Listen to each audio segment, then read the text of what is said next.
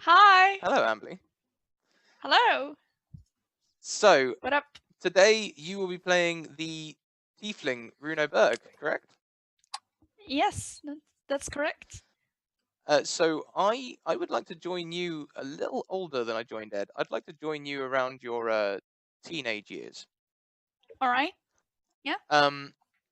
So Runo is a Tiefling, which for those of you in chat who may not be aware, Tieflings are sort of humans who have descended from demons. They have demonic blood in their bloodline. And so they're often horned creatures with dark or red skin and tails and that sort of thing. Yeah, I think they look kind of human-like, but they got horns, a tail, and sharp teeth, and I think sort of no iris or pupil. Is just a solid color for the eye. Yeah. That's Otherwise, I don't think there is a difference. no. They'd be quite disturbing to look at, but they're essentially humanoid. So you were adopted by humans at a young age. Okay. It's in a small mining town called Tinstock, where you've grown up, and you've always been cared for, but you've always felt like you were treated differently to the other children. No one really ever trusts you with anything serious. You've noticed throughout your teenage years. You might not have noticed it so much when you were a child, but certainly for your teenage years, you've realized that when everyone else is given a job and they're pulling their own weight in the community, you're left to your own devices or giving a very trivial task. And we join you at the age of 16. You're also for a mining community, they don't trust you underground. Like you would somehow be able to return to the Underdark. Like it's a weird superstition thing. All right. So instead, someone has entrusted you to watch the miners' lunch on the surface whilst they work, and yeah, your character is openly scoffing at this. I assume. Would you like to give us a bit of a description of this tiefling left with? Yeah, he's sort of like his personality. Maybe the way he looks and a little bit of his personality at this point. Yeah, teenager. He got dark hair and sort of a white, silvery eyes, and he's kind of for a tiefling, he's kind of skinny, and small compared to what they usually look like. Mm-hmm. And what else do you want to know? So what? How does he try to gain trust off of people? Does he care? Yeah, he's actually trying to talk to people and get someone on board on his friendship train. But I assume it doesn't go too well. Like people doesn't really trust him. It's a very superstitious town. But yeah, he's trying his best to sort of blend in and be nice to people. But as soon as he noticed that they aren't interested in that, he sort of gives that disinterest back to people. Okay. So I guess by now he's probably not too. Oh yeah, this is so like. Yeah, he doesn't bother too much with them. Being given this job is like the 100th time that he's had to do something that really, like, you don't need someone to watch people's lunch. You know, wolves aren't going to burst into the mine and take it all. But that's pretty much where he is right now. Okay. So you're sort of I'm imagining you sort of like leaning by a tree near your duty post, not really giving too much interest in it. And you notice some mushrooms over on the ground. Yeah, those are probably much more interesting for him than the lunch. So yeah, he's probably delighted by this discovery. So your interest in plants, you head over and you can pick these mushrooms and sniff them and even taste them if you'd like to. Yeah, he's probably giving it a lick. Okay, it tastes really good. Nice.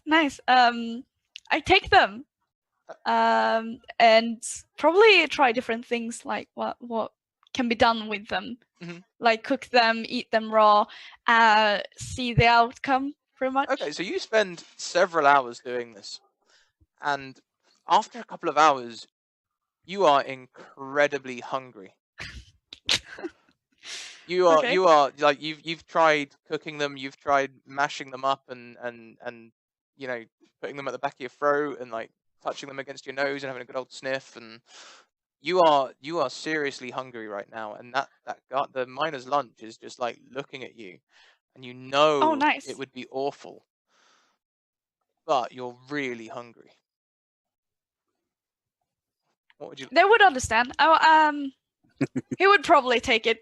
He would probably take someone's lunch. Not all of it, of course. Of course, not all of it, but probably someone's lunch. Okay, so like there's a Yeah. particularly appetizing looking pork pie sitting in the middle of the table. Yeah. So yeah, he takes it. Okay, so Runo so Runo chows down on it. Brilliant. Yeah.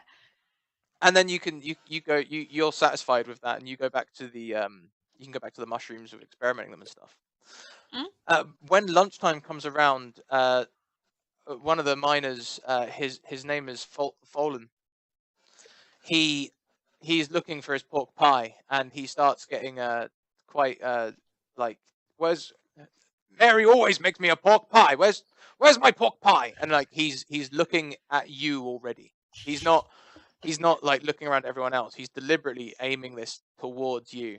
And your adopted father's already sort of saying, well, it probably wasn't Runo. You know, he's a good guy. Well, I just need to come up with a voice for him. Teenager. Is he puberty? Sorry? Is he in his puberties? Yeah, probably. Yeah, he's about. Should I do a crack? He's about 16. Yeah, probably is.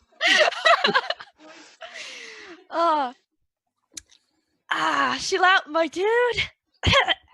it's not like. I'm sorry.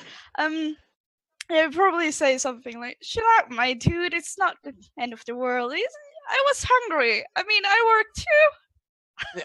So he like this guy sort of grabs your father and is like, you need to get that kid in line. Like this is unacceptable, and he just marches off. Like that's the end of his workday. He just storms away. Like he is acting like this is the end of the world. Take it easy. I need to eat too.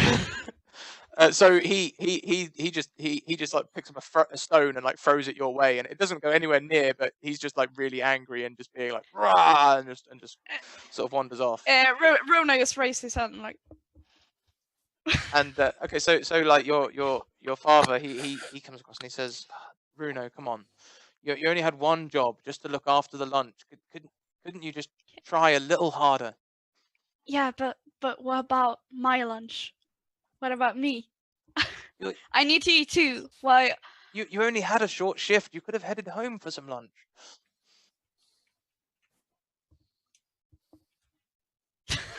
So okay, he takes that as like a teenage sort of tantrum sort of thing, and just says, "Oh, just be home on time this evening," and goes back to work. So you've got the rest of the afternoon to yourself, and I guess from what you told me of your character, he would wander the woods and just fill his free time. The interest is in the evening when you head into the town, and you notice a character in the town that you've not seen before. He's a short half-elf carrying a lute, and he's inquiring at the inns to see if someone would let him play. Maybe the reason he catches your attention is you recognize the way he's being treated. He's like, some people are muttering like knife ears and that sort of thing as they pass him, and he's trying to get into a tavern for some work, but no one's really showing him much appreciation. Finally, someone does let him in, and he goes into the tavern to play. Okay. Yeah, I guess I follow. Okay, so you sort of sit down, and no one's being openly disrespectful in the tavern, but no one's throwing coin his way either. This guy's playing his heart out on the loot, really trying to make a way for himself. And some people are coming in. He's not bad, to be fair. His music sounds a bit different to the music you're used to in this village. It's a bit more not rock and roll, but a bit more. Is it good? Yeah, it's good music. It's sort of like a bit spacey. He plays different chords in different ways, and his tempo will change at times. But he can hold a note, and it sounds quite good. Okay, Runo would probably just try to raise the roof a bit awkwardly, probably alone, but try to get everyone, clapping and stamping, and so he's trying to get the audience going. So the sort of general hubbub of the bar goes quiet as you do this, and people sort of turn your way, like. What do you do? And after a couple of moments, they turn back to their drinks and get on with what they're doing. Okay, yeah, probably continue. If it's a really good song, he will probably start to dance a little bit. Not good, just awkward, but swing his arms and legs and enjoying the music if it's really good. Okay, so again, the tavern dwellers are doing their very best to ignore you. However, the half elf is now smiling. He looks a lot happier about what's going on, and he's looking at you quite happily. And he's playing with renewed vigor. He's putting even more effort into it. He might have been starting to flag a little, and now he's much happier. So after a while, it's time for him to take a break. He's been singing for maybe an hour or so, and he takes a break to rest his voice. And he motions for you to join him at the bar. Oh yeah, I would definitely join. Okay, so as you approach him, he holds out a hand and says, "My name is Fodel Marek. Nice to meet you." Do I have any coins on me? Yeah, you'll have some change on you. Oh, can I sort of a bit sneaky take one in my hand, and when I shake his hand, I give him the coin? Yeah, definitely. Definitely. Yeah, I'll do that and say, "Oh, I'm Runo." Okay, so he takes your hand, and his eyes sort of widen when he feels the coin in there, and he smiles again, and he buys you a drink. And he says, "So you don't see many tieflings out in these sort of parts. How did you get here?" Good question. I'm not really sure. I sort of always been here. He smiles at you. This is so the town. What brings you to these parts? The road, my friend. The road. There's nothing better than traveling. I can do 3 towns in a week, with the sun greeting me in the morning and the moon sending me to bed at night. He says, like, I've noticed this town's particularly, for want of a better word, unwelcoming. How do you as a tiefling put up with it? Tell me about it. No, it's just a secret. The people are always gonna be people. Hi.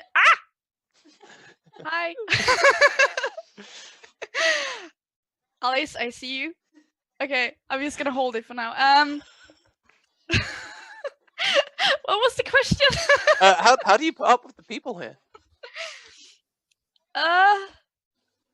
You just gotta live with it. He says, You know, they're not mean. They just they're not being nice either, I guess. It's complicated.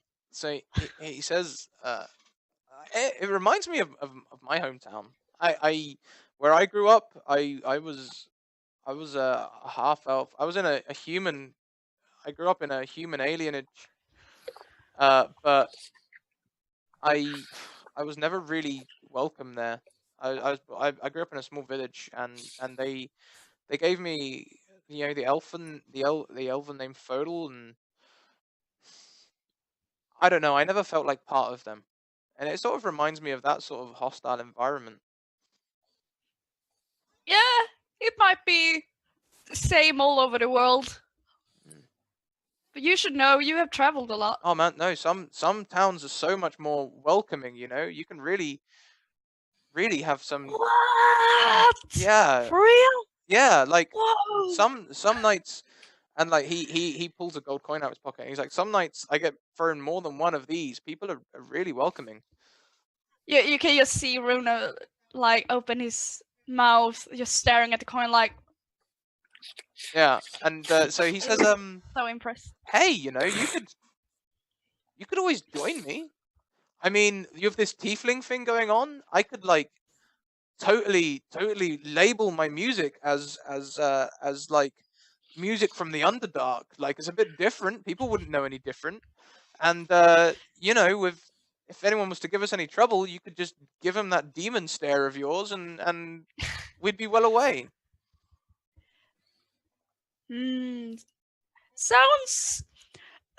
Sounds really dope.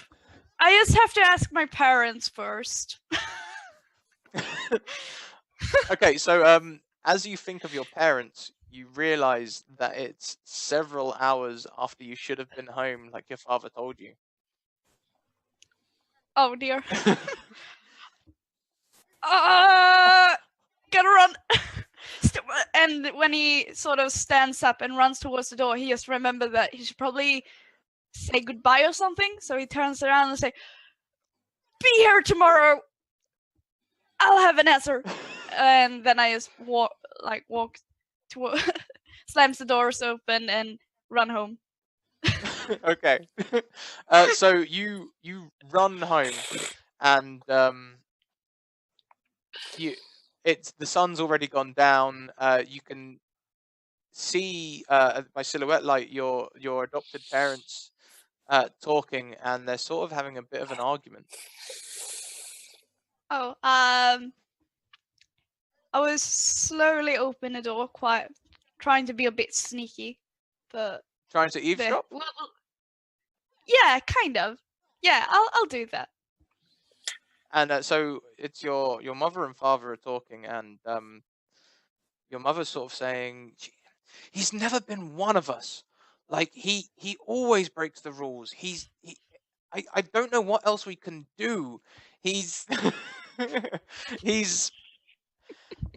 he seems to just go against what we say just to spite us. What? Help me out here. And your father's like, he's a good kid at heart. He just needs, I don't know what he needs, but we can make this work. And did they see me? They've not noticed you yet. Oh dear. Kind of carefully knocks and says, "Hi. You won't believe who I met at the bar tonight." And your father just turns to you and says, "Son, where were you?" The bar? Like, you should have been home. We said that you'd be home. You said you'd be home. You messed up with the lunch, and now you're here late after, you know, you've got work in the morning. We're doing an early shift together. Where were you? Why were you hanging out at the bar? I met this guy that was awesome with music, and he offered me to travel with him from town to town and just playing music. Your father's That's just great. like sort of shaking his head and looking at the ground and just I don't even want to talk to you right now. I'll see you in the morning. And he just goes out for a walk. I know. You Kind of try to, you know, be a bit smaller and I guess walk to my room. Do I have a room? Yeah, you have a room. It's Okay. small compared to your siblings, but you know, it's a room. Oh, I have siblings. You have a sister. A sister called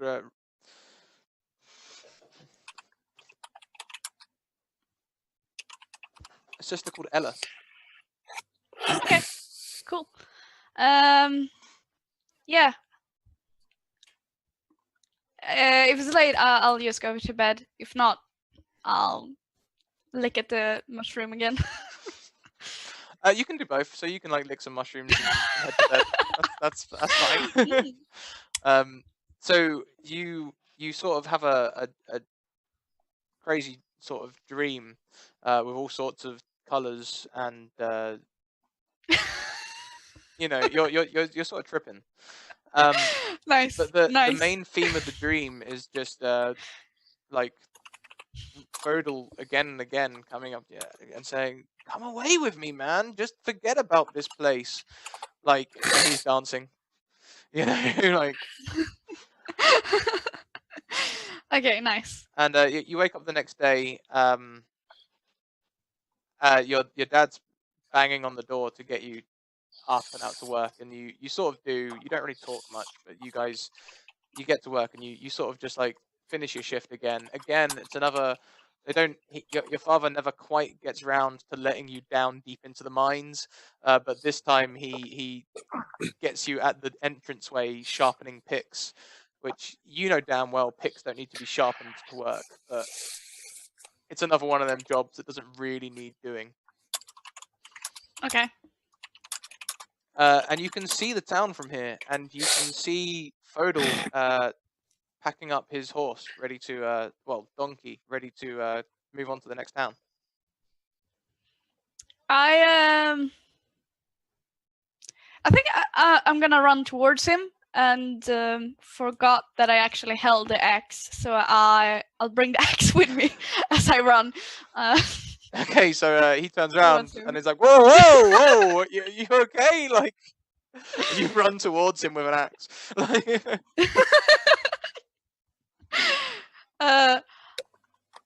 Wait. I need to think. Did my parents didn't actually like allow me to go with him? They just said don't want to talk about it. Yeah. So they didn't tell you could or couldn't go. They just didn't want to talk about it. That's true. That's true. That's a loophole. So I was thinking, how long is this trip? Well, he says the next town will be heading. I'll be heading north.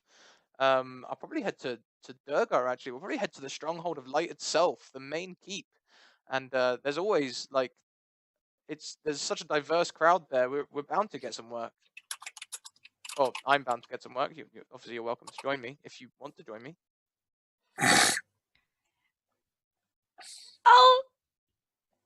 I'll join. Let's say I have to return to this town again by next winter, but I'll join you. I don't know what season it is, but you know, winter sounds cool. So yeah, Runo remembers like, oh, the pickaxe, leaves it at the ground and follow him. Okay, awesome. So as you're walking along, Fodal starts telling you stories of his past and different towns that he's visited, and how he's been doing this for about about a year now, and it's awesome. He always seems to make enough gold to get by, not enough to be wealthy, but you know he just loves traveling, and you know he had a fairly good relationship with his mother though, and every place you stop, he always makes sure to send a raven east to his mother. Okay. Hang on, I'm being savaged by a kitten.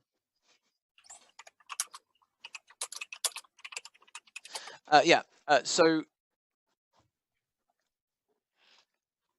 you travel with him for quite a few years. You never end up returning to your hometown. You always mean to, but it just doesn't. Like, more and more, you just sort of think, well, I can go next month. You know, that sort of thing. You're never saying I won't, but you're always like, I'll go back next month. We've got a good thing going here, and between you with this like music of the Underdark, you end up making a fair bit of coin together. People really dig it, especially in the big cities. Okay, what do I do during these sort of sessions? Do Runo play some instruments, or does he just be in the crowd trying to cheer everyone up? Exactly what you did in the bar before. You Okay. like when you've sort of got this act where Fodal goes in and proclaims that he's going to play music, genuine music from the Underdark, and starts playing, and no one really, because it's so different, people don't really know what to make of it. And then you come in as a tiefling, who people think, oh, that could be from the Underdark. And you start getting really into it and dancing and stuff, and everyone's just like, oh wow, this must be like this is legit, and that's sort of like your gig. That's what you guys do, and Okay. you build up a bit of a following from it. All right, cool. You never really face much trouble, but one time you're heading back near the forests, sort of not far from your home, and you're sort of staying in you've made camp near the forest edge, and you head into the forest to relieve yourself. And something is drawing you deeper into the forest. Okay. It's you don't know what it is, but something's just sort of like tugging you, like you should head further in. Oh yeah, he's totally tagging along. Yeah. Okay. Yeah. And as you head in, you start to see. You go a little deeper into the forest.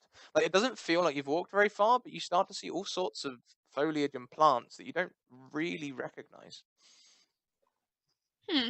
Okay. Yeah, he thinks it's really cool. Starts to pick everything he can sort of gather, and the things he doesn't have room in his pockets, he starts to put in his hair. Okay, cool. So you look you look spectacular right now wandering through the forest. Still drawn towards this unknown thing drawing you in. And you come to a clearing with like a small pool of water and like a little rock overhanging it. And in this clearing, you can just see clear moonlight shining down. And slowly from the forest, a pack of wolves sort of enter the clearing, not in a hostile way, but you're aware that these are wolves, and you've been brought up like, oh, wolves come and eat all our sheep. That sort of. They're not growling or anything, but there's about 5 or 6 wolves entering this pool. Okay. Yeah, I don't know. You said they weren't like giving out any hostile vibes? Yeah, no, they're quite calm. No. Okay, do I still feel this? Something is pulling me towards Just something. Just to the pool. Like you keep sort of glancing at the moonlight shining on the pool, and you just appreciate that. Okay. I kind of I think I would go towards it and sort of investigate the water. Okay. So as you walk closer to the water and look into the surface, you see across the other side of the pool a much larger wolf, like 4 times the size of the other wolves, enter the pool as well. This must be a dire wolf, and it's looking at you, and you feel like it's talking to you, and you should be able to understand it. Okay.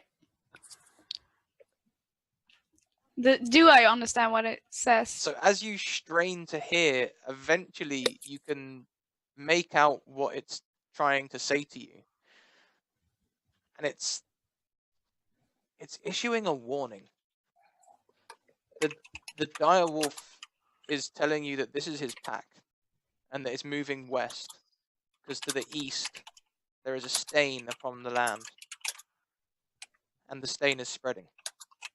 And it's weird because it's communicating to you. These aren't words that you're seeing, but more like it's sending you sort of like pictures and images to express these things. So it's showing, it's sort of like expressing to you the sun setting for the direction it's heading, and the sun, rising with like almost like oil spilled on the on a forest sort of thing, and trees wilting, and that sort of thing. And it's communicating through pictures and notions rather than words.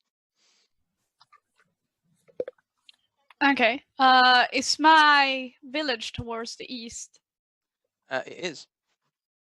Oh shit! Oh shit. Okay. I guess.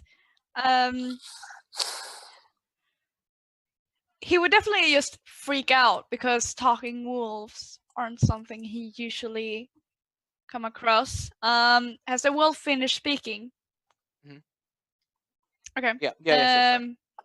The wolf finishes speaking, has a drink, and then him and his pack turn to leave. They offer you to join them. Okay. Heading west.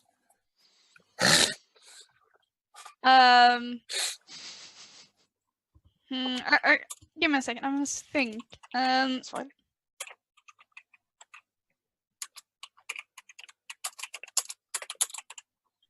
He would No, he would actually return home, I think. He would say, shit! Run towards his music buddy.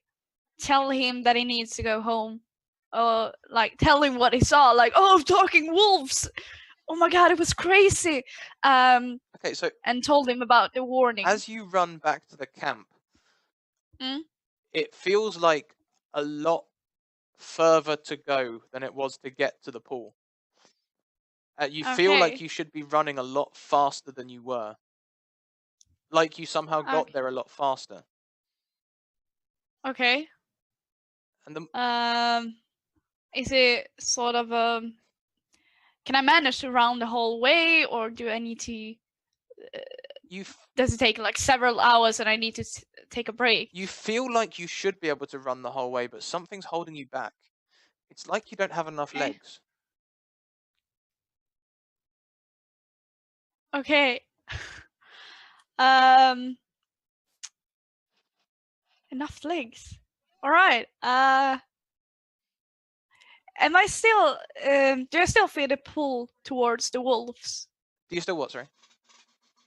Do I still feel that something is pulling me, like the wolves? No. Should I? You. Okay. You know now that it was the dire wolf pulling you towards him to issue his warning. Okay. Yeah, I think I would just try to get back as soon as possible, even if it's a strange feeling. I mean, I don't think it would make sense for him to run back to the wolves and say, "Give me some legs." Okay, so as you give me more legs. As you ponder this, as you run back to the camp, you feel like you could change. You feel like you could morph into another shape. Okay, I'll do it. So you change into the shape of a wolf, and you realize that when you were heading there, you headed there as a wolf, and the whole time you were talking with the dire wolf, you were a wolf. Ah, nice. And now you can run much faster, and you return to the camp. Now I'm going to put you at the edge of the forest, so you can either plan or not plan your return to Fodal. Okay, first, can I control this shape-shifting ability? Like, can I become myself again? Yes. You yes, try it out. I'll do that before I go into the village.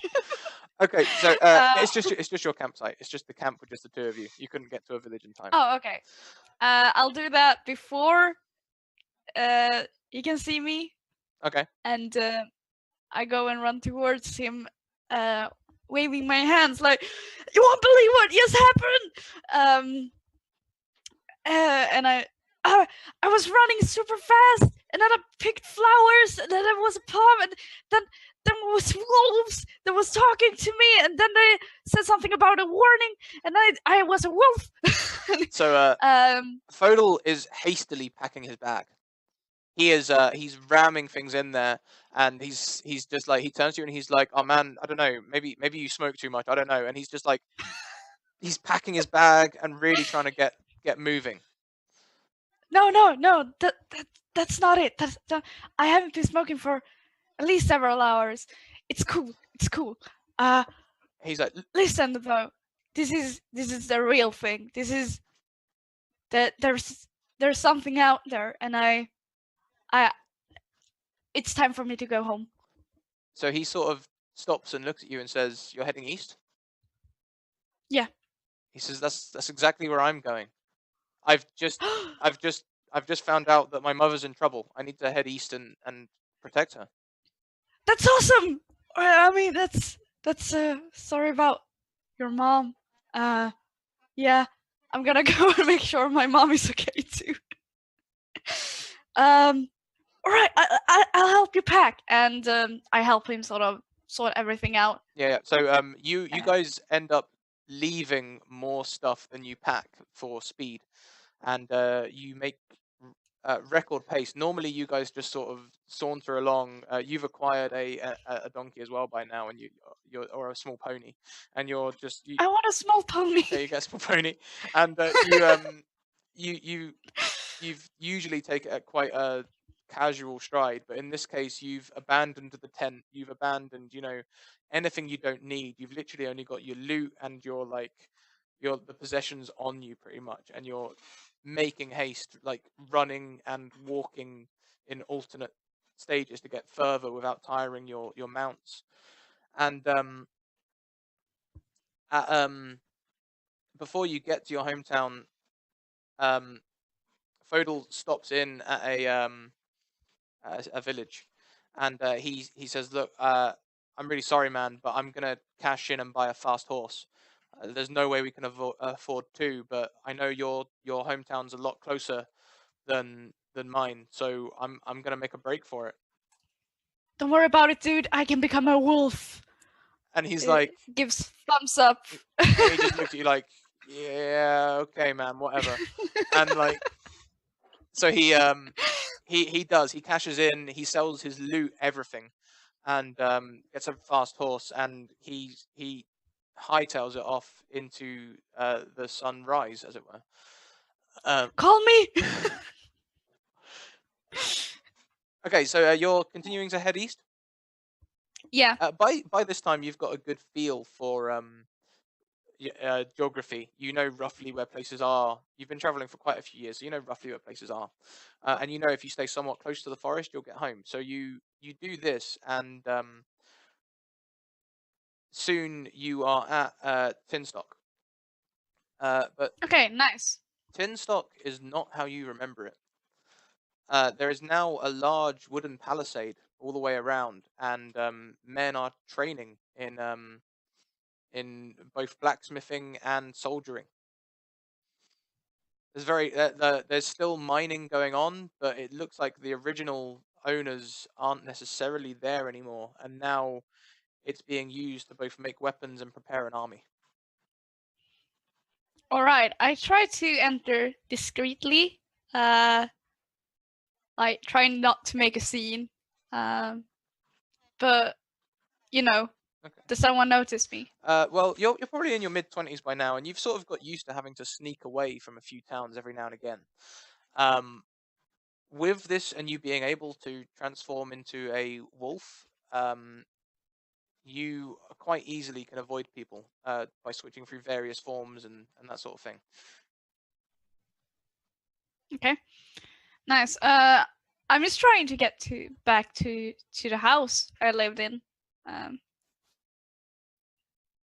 Is anyone home there? No one's home.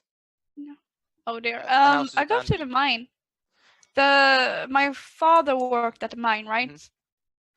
Mm-hmm. Yeah, I go to the mine. So the mine. No, if no one is now heavily. No one was home, right? Yeah, no one was home. No one was home. The place looks like it's not been lived in for probably at least a year. Like, it's quite dusty. It's not been ransacked or anything, but it just looks like no one's used it.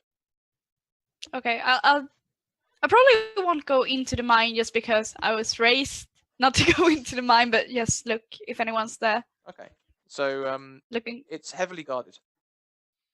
There's guards. There's like a special palisade around the mine entrance, and guards standing around the entrance.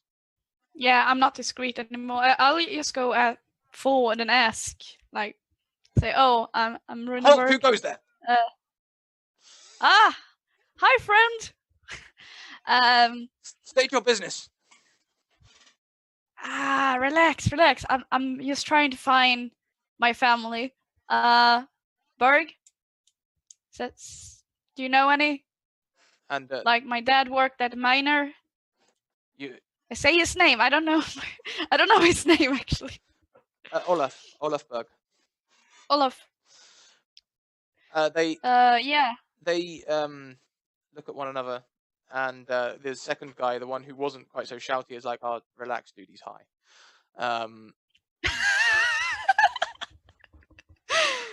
And they say, "Look, buddy, wherever you are right now, your family, they're not around anymore. This place is now property of Durgar. This is now." What do you mean? What do you mean? This is now part of the main supply line to the armies of light. We're getting ready for an assault from the east. We've heard intelligence that there's going to be the raiders of the Badlands, the demons from the Badlands, are going to be coming over the mountains. We're preparing for war. But where did everyone go? Where's my family? Where is everyone? Quite a few civilians headed north. If they were loyal to the Empire, if not, they would have headed, I don't know, maybe offshore. Okay, do I know where my family stands, or is it just I have no idea what this is all about? You're not sure. They were a small community, and they didn't really get involved in worldly affairs. They were very proud of their mine, though. So if someone tried to take it, they might not have been happy. So you're sort of not sure. Okay then. So I'm probably gonna just try to get more information from them, but so they either went to the shore or to the city. Yeah, they either went further west than you already were, or they would have gone north to the sea. He says, "You look able. Can you wield a sword?" Absolutely not. Bye. And I turn around and go. Halt! You can't just leave. What? This is protected land. How did you get here? By being very quiet. And I start to tip at my toes and continue to walk away from them. And so the particularly shouty guard comes up behind you and grabs you. I try to run.